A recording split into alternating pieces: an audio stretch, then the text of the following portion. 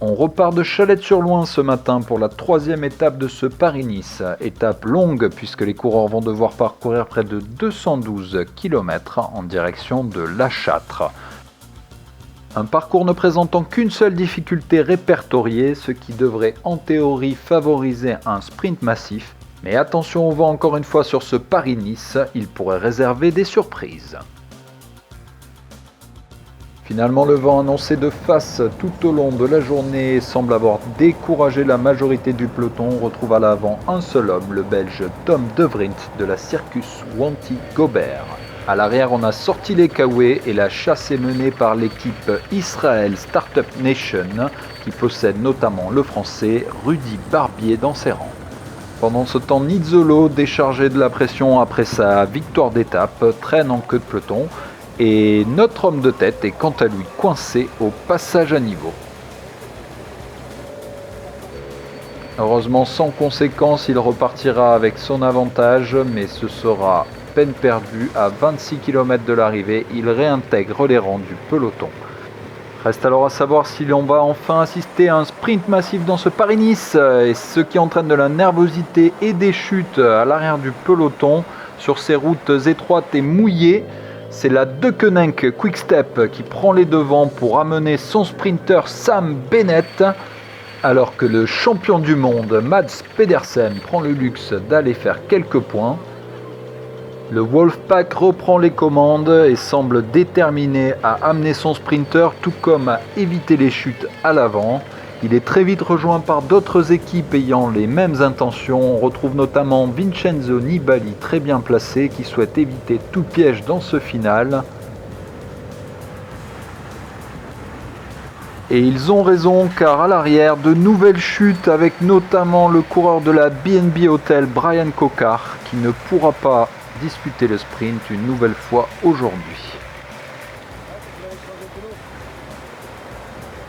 5 km de l'arrivée, c'est la Sunweb qui prend désormais les commandes avec à nouveau Peter Sagan dans les toutes premières positions.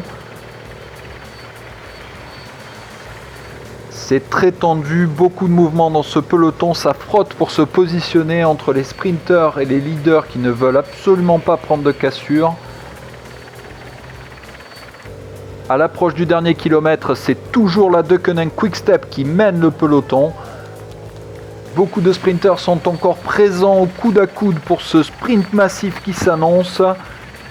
Il y a encore beaucoup de monde dans ces derniers hectomètres pour la victoire finale. On a remarqué Peter Sagan très bien placé, Sam Bennett également, la Lotto Soudal pour amener Caleb Ewan.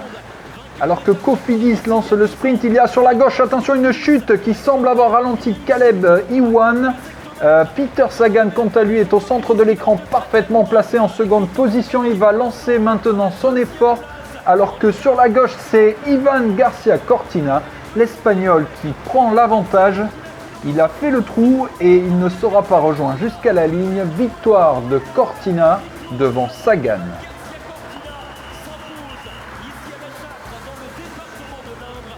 Alors que Hugo Hofstetter, le français, et Sam Bennett se relèvent de leur chute, Ivan Garcia Cortina, lui, célèbre sa victoire, surprise du jour. On revoit le sprint et notamment cette chute. Hofstetter qui semble venir s'encastrer dans la roue arrière de Ewan, emportant avec lui contre la barrière Sam Bennett. Victoire finale de l'Espagnol Ivan Garcia Cortina. Sam Bennett qui semble bien amoché passe la ligne en compagnie de quelques coéquipiers. Le classement de cette troisième étape voit donc l'emporter Ivan Garcia Cortina devant Peter Sagan et l'Italien Andrea Pasqualone. Au classement général, le maillot jaune est inchangé. Maximilian Scharmann, l'Allemand, conserve quelques secondes d'avance sur son dauphin Giacomo Nizzolo. Demain, le contre-la-montre individuel devrait apporter quelques changements à ce classement. Demain, place donc au contre-la-montre individuel de ce Paris-Nice d'une longueur de 15 km autour de la ville de Saint-Amand-Montrond, ville d'origine de Julian Alaphilippe.